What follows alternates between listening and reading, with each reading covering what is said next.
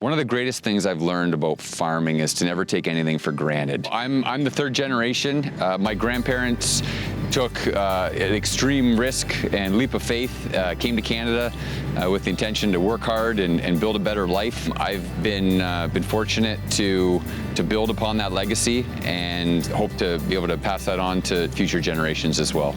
This is my 16th year growing watermelon, and started in 2011, and it's been a long journey and quite the adventure along the way. The watermelons get planted in the greenhouse in March and transplanted into the field in mid to late May, and we're hoping to harvest by mid to late July.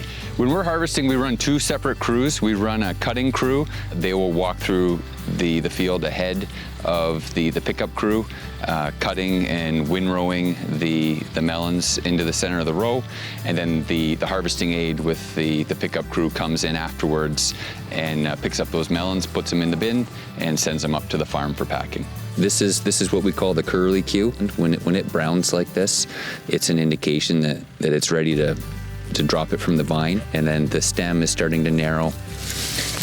And this one has starting to see a yellow belly. It's still a little shiny on the skin, so we're probably going to walk past this one. We tap every single melon that comes out of the field, and when you get a nice loud ping, that means it's a solid melon through and through. When you hear a thud, that means there's a crack in there, or it potentially could be hollow.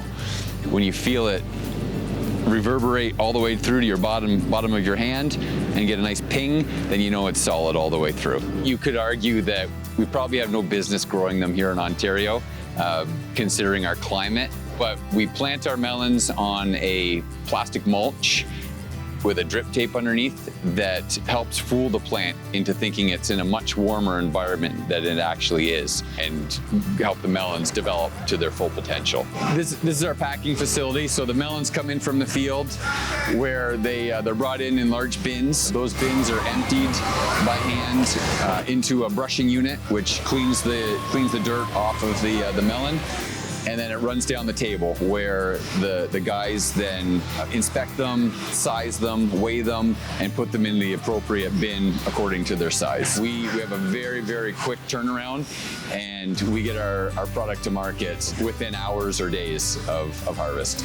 I love when someone tells me that they just had the best watermelon that they've ever had in their life, and knowing that it came from our farm is a pretty rewarding experience.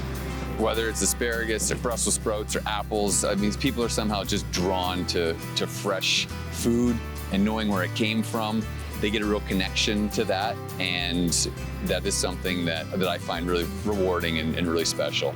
Always look for that Foodland Ontario logo.